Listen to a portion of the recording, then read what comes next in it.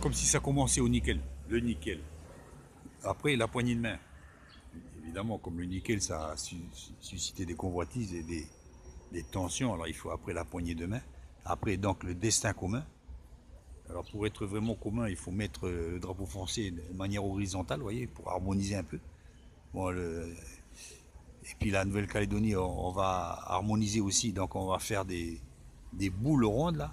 Ah oui, donc ça, c'est le lagon. Ouais, le lagon, non, mais ils harmonisent vraiment, ça devient des pâtés. Alors l'école, ABCDE, tac, pour vivre ensemble, la Bible, ben, on la met avec le livre de loi. Et ensuite vient le curé ou le pasteur là qui vient avec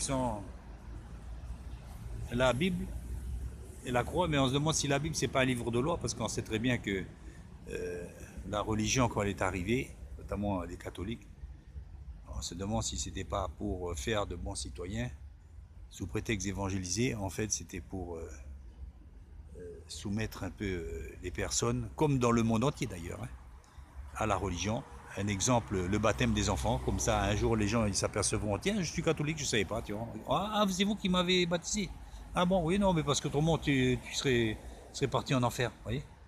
Tu serais parti en enfer, tu vois. Et, donc voilà une manière de viol spirituel, c'est carrément du viol spirituel. À part ça la vie est belle, regardez il y a une petite souris là qui est là. Une petite souris qui est là, je ne sais pas si j'ai essayé de vous la montrer. Elle est rentrée.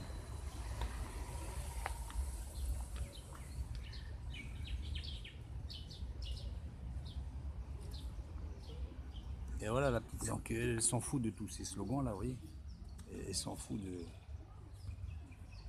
Elle s'en fout de.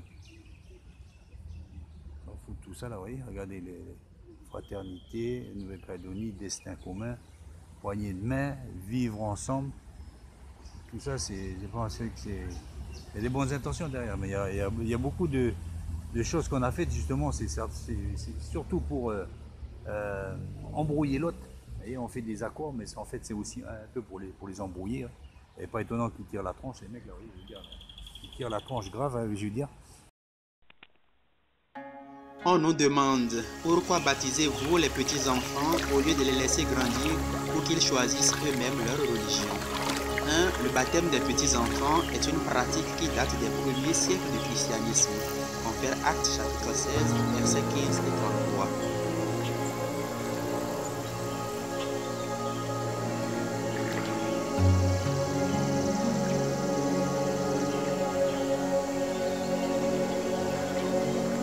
Jésus disait à Nicodème, nul ne laissant le lait dans l'esprit ne peut entrer dans le royaume de Dieu. Alors les petits-enfants n'ont-ils pas droit au royaume de Dieu?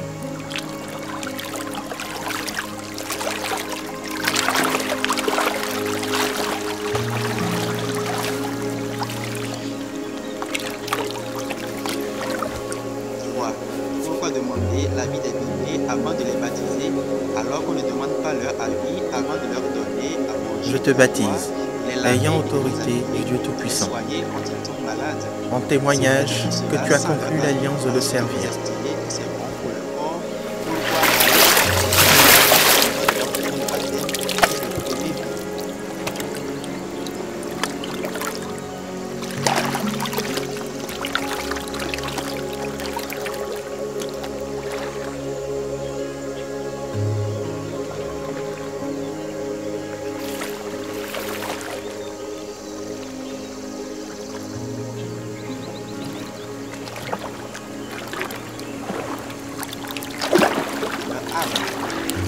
Beaucoup de témoignages certifient que le baptême des petits-enfants constitue un vrai gage de bénédiction et de prospérité.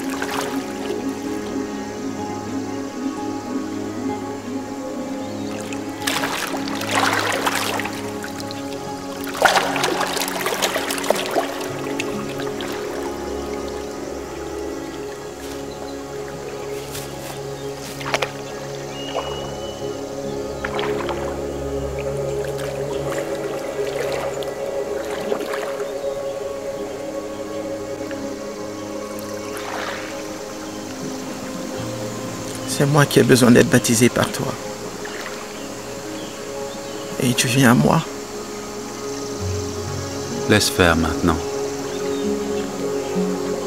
car il convient que nous accomplissions ainsi tout ce qui est juste.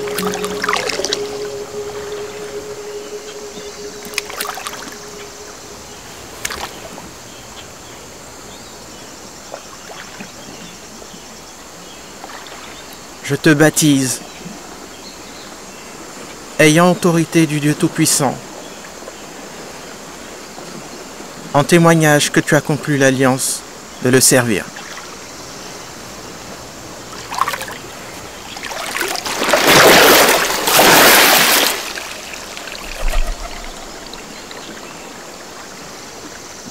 Celui-ci est mon fils bien-aimé,